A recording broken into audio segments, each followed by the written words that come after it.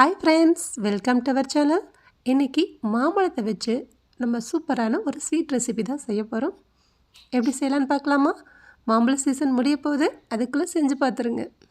அதுக்கு மாம்பழத்தோட தோலை ரிமூவ் பண்ணிவிட்டு உள்ளே இருக்க அந்த சதைப்பகுதியை மட்டும் மிக்சர் ஜாரில் போட்டு நல்லா ஃபைன் பேஸ்ட்டாக அரைச்சி எடுத்து வச்சுக்கலாம்.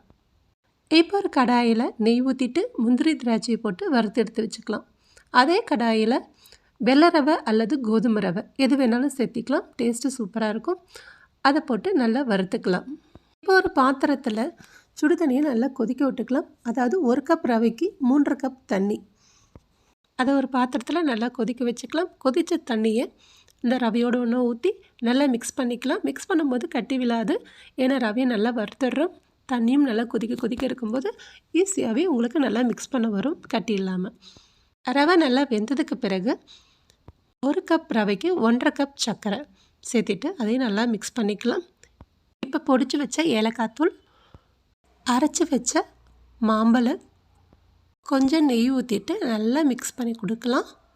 இப்போ நெய்யில் வறுத்த முந்திரி திராட்சையை போட்டுட்டு நல்லா மிக்ஸ் பண்ணிவிட்டு சர்வ் பண்ணால் ரொம்ப ரொம்ப சூப்பரான மாம்பழ கேசரி ரெடி.